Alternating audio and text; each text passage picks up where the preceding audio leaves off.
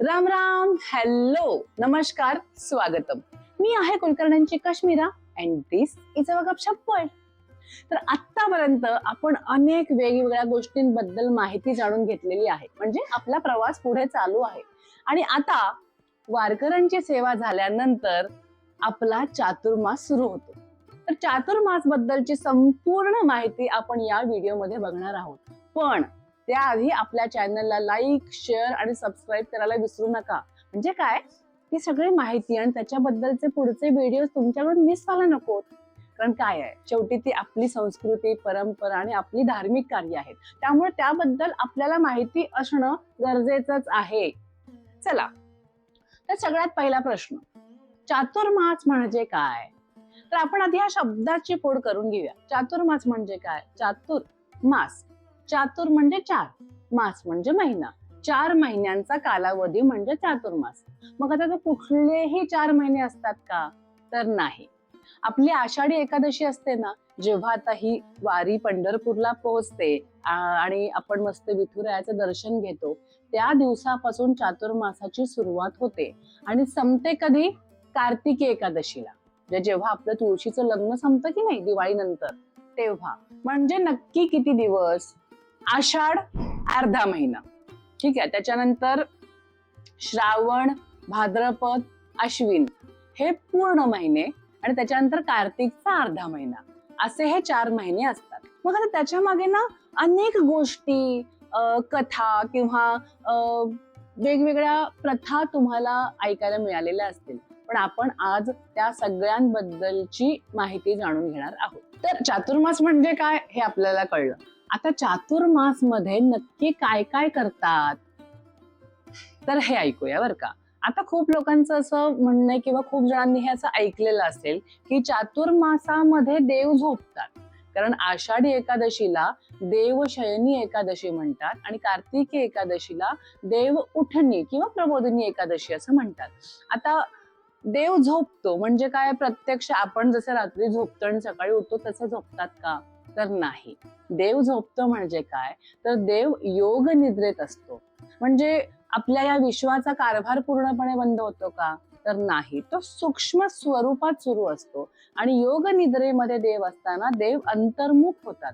त्यामुळे भक्ताने सुद्धा अंतर्मुख झालं पाहिजे असं त्या म्हणजे त्या गोष्टी मागचं किंवा त्या कथे मागचं कारण आहे, जे आपण समजून घेणं खूप महत्वाचं आहे.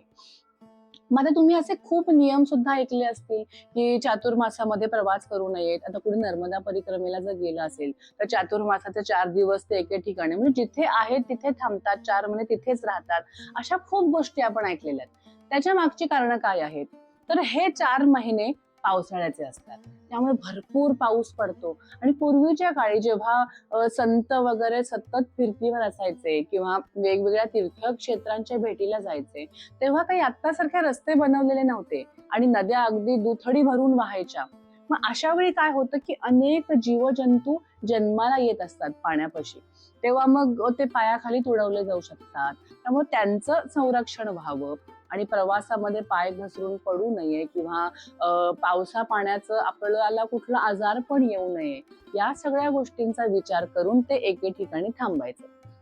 मग आता ज्या ठिकाणी थांबायचे तेव्हा ते 4 महिने अंतर्मुख व्हायचे, म्हणजे अध्ययन करायचे. म्हणजे अशा वेगवेगळ्या पुस्तकांचं, वेगवेगळ्या ग्रंथांचं वाचन करायचे.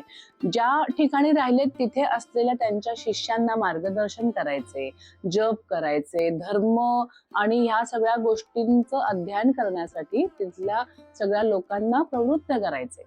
म्हणून या 4 महिन्यांमध्ये या सगळ्या धार्मिक गोष्टी करण्यामागे महत्व प्राप्त झालेलं आहे.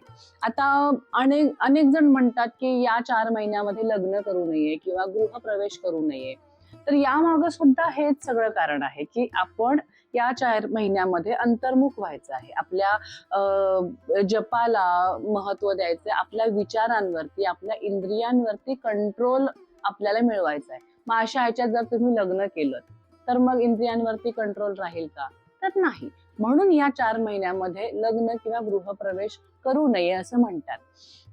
मग आता हे लोकांपर्यंत पोहोचण्यासाठी आपल्या शास्त्रांनी काय केलं तर शास्त्रांमध्ये धर्मामध्ये अशी गोष्ट सांगितली की श्री विष्णू तेव्हा आराम करतात, योग निद्रेत जातात, म्हणून आपला शिव म्हणजे महादेवाचं जे कुटुंब आहे त्यांनी या 4 महिन्याची पूर्ण जबाबदारी घेतली. ती कशी की आता सगळ्यात पहिल्यांदा आषाढीमध्ये आपण गुरुपौर्णिमा करतो. एकदा आपण गुरुला वंदन केलं की पुढे संपूर्ण श्रावण महिना हा आपल्या महादेवांनी घेतलेला आहे. पूर्ण श्रावण महिन्याचं महादेवाचं शिवाचं महत्व तुम्हाला माहिती आहेच.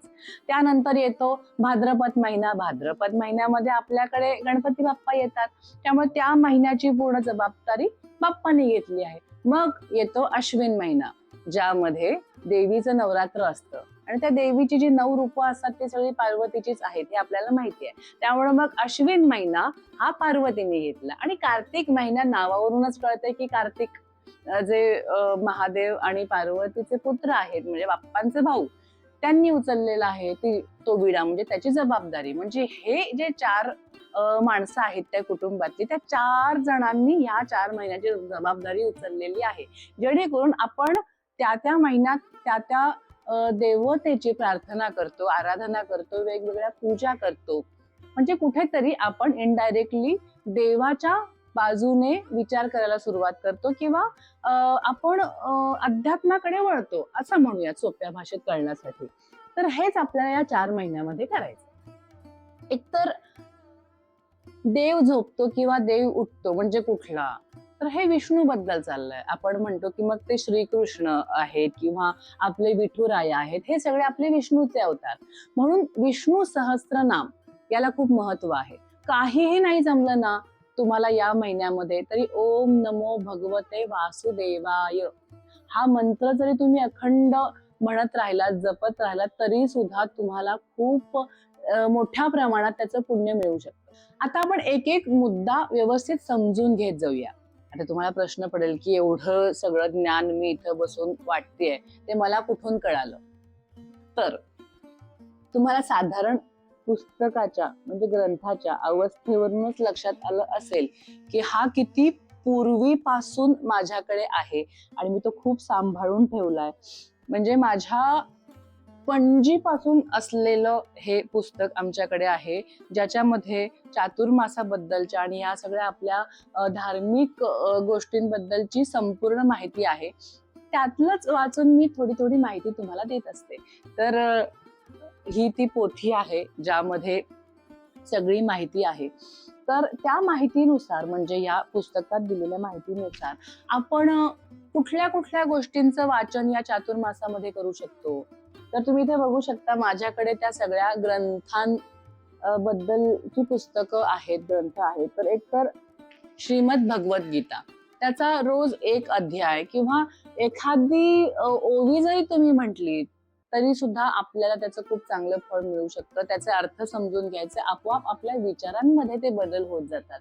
त्यानंतर श्री रामकृष्ण वचनामृत आहे, हे माझं खूप जवळचं असं पुस्तक आहे. कारण जेव्हा आपण गुरु तत्वामध्ये विलीन होतो किंवा गुरु तत्वाशी कनेक्ट होतो, तेव्हा दत्त संप्रदायामधले किंवा गुरुतत्वामध्ये असलेल्या व्यक्तींच्या विचारांबद्दल आपण माहिती करून घेणं किंवा अभ्यास करणं खूप महत्वाचं आहे. आणि माझ्यासाठी श्री रामकृष्ण, तुम्हाला माहिती असतील की आपले विवेकानंद आहेत, स्वामी विवेकानंदांचे हे गुरु आहेत. तर त्यांच्याबद्दलचे पूर्ण विचार तुम्हाला या ग्रंथामध्ये मिळतील. तर त्यानंतर श्री ललिता सहस्रनाम वगैरे जे आहेत ते तुम्हाला या पुस्तकामध्ये मिळेल. आणि आपली सार्थ ज्ञानेश्वरी जी मी दर चातुर्मासामध्ये आवर्जून वाचतेच. त्यानंतर शिवपुराण आहे, आपलं साईबाबांचं चरित्र आहे आणि संत श्री तुकारामांची सार्थ गाथा सुद्धा माझ्याकडे आहे. तर यातले मी दरवेळी वेगवेगळे नियम किंवा वेगवेगळे संकल्प करते. तर यापैकी कोणतीही 2 किंवा 3 पोथ्यांची मी यावेळी वाचन करेन असा संकल्प मी सोडणार आहे. तर यापैकी तुम्हाला हवा असलेला कोणताही एक ग्रंथ तुम्ही जर निवडला आणि त्याचा जर तुम्ही संकल्प केला आणि त्याचं पूर्ण या 4 महिन्यामध्ये वाचन केलं, तर आपल्याला त्या विचारांबद्दल जाणून घ्यायला, आपल्या स्वभावामध्ये बदल व्हायला खूप मदत होईल. तर हे झालं अध्ययनाबद्दल. दुसरा मुद्दा आपण समजून घेऊया की यामध्ये जप, तप, व्रत कुठली कुठली करायची आणि त्याच्या मागची कारण काय आहे. ठीक आहे.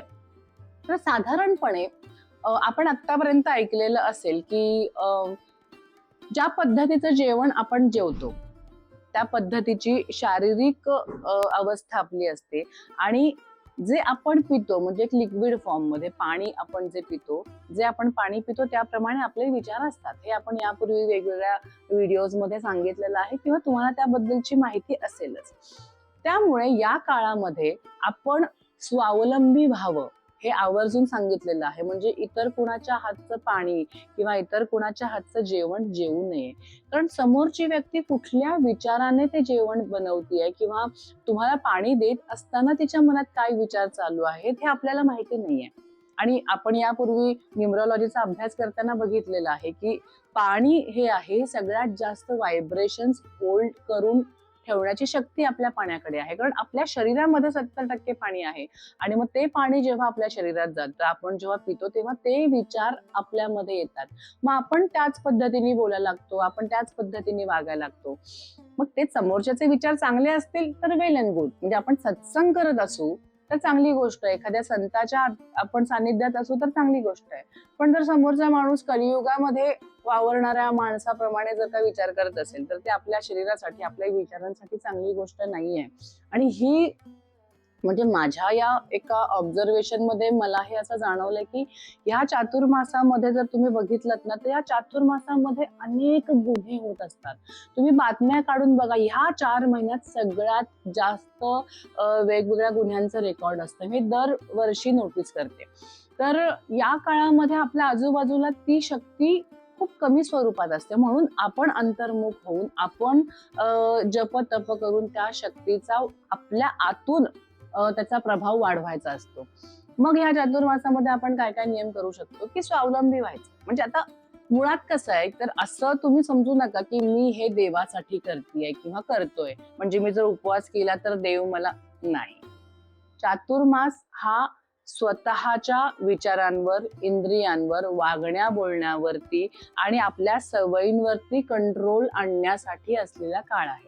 म्हणजे नेहमी तुम्ही ऐकलं असेल की साधारण एखादी गोष्ट जर आपण 3 महिने केली, 3 महिने सलग केल्यानंतर आपल्याला त्याची सवय होते. एकदा दोनदा केल्यानंतर ती सवयीचा भाग होऊ शकत नाही. तर 3 महिने केल्यानंतर सवय होते आणि त्याच्या पुढे आणखीन 1 महिना जर आपण ती सवय कंटिन्यू ठेवली तर ती हळूहळू तुमच्या स्वभावाचा भाग होते, तुमच्या आयुष्याचा भाग होते. म्हणून 4 महिने ही गोष्ट करायला सांगितलेलं आहे. म्हणजे तुम्ही विचार करू शकता की किती विचार करून आपल्या धर्माने, आपल्या आयुर्वेदाने आणि आपल्या शास्त्रांनी या गोष्टी आपल्या संस्कृतीमध्ये घातलेल्या आहेत. आता हे सगळं धर्म सांगतो बरं का. आता हे जे व्रत किंवा वैकल्य नियम जे आहेत हे कुठून आले तर हे आपल्या आयुर्वेदातून आले. आयुर्वेद काय सांगतो, 4 महिने पाऊस पडतो, आपल्या शरीराची पचन शक्ती कमी झालेली असते, पालेभाज्या वगैरे या सगळ्या गोष्टी ज्या आहेत पावसाचं पाणी पडून लगेच त्या ओल्याहून त्याच्यामध्ये जीवजंतू आळ्या तयार झालेल्या असतात किंवा त्या लगेच सडतात असं आपण म्हणू शकतो. त्यामुळं पालेभाज्या या 4 महिन्यात फार खाऊ नये. वांग वगैरे वात निर्माण करतं. आधीच या पावसाळ्याच्या काळात आपल्या अंगात वात जास्त तयार होतो, त्यामुळे मग पुन्हा वातुळ गोष्टी टाळाव्यात. मग याच्यावरूनच हे नियम पडलेले आहेत की जास्त अशा गोष्टी ज्या पचनाला जड आहेत किंवा वात निर्माण करतात आपल्या शरीरामध्ये, वातुळ आहेत, या सगळ्या गोष्टी या 4 महिन्यामध्ये वर्ज्य सांगितलेल्या आहेत. मग आपण तेच म्हणतो की बाबा चातुर्मासामध्ये या गोष्टी खाऊ नयेत, पाप लागतं. पाप लागतं हा मुद्दा नाहीये. आपलं शरीर त्यावेळी ते पचनासाठी योग्य नाहीये आणि त्या पचनानंतर ज्या पद्धतीचं आपल्या वातावरणात व्हायब्रेशन तयार होतात ते तेव्हा आपल्या शरीरासाठी योग्य नाहीयेत. हे आयुर्वेदामुळे आपल्या शास्त्रांमध्ये आलेलं आहे. त्यामुळं व्रतामध्ये सोडायला सांगितलेल्या ज्या गोष्टी आहेत त्या आयुर्वेदाकडून आलेल्या आहेत. ही सोपी गोष्ट आहे. म्हणजे मी तुम्हाला त्याच्या मागचं शास्त्रीय आणि या सगळ्या गोष्टींचं कारण सांगते. म्हणजे कुठल्याही गोष्टीचे मीच आपल्या डोक्यात नकोत की घाबरून आपण चातुर्मास करायला नकोय. आपल्या सगळ्या विचारांवर आपण कंट्रोल करायचं. तर आपण इंद्रियांबद्दल बोललो की का लग्न करत नाही आहोत किंवा या 4 महिन्यात का या गोष्टी करायच्या नाहीत किंवा काय काय करायच्या हे पण आपल्याला कळलं.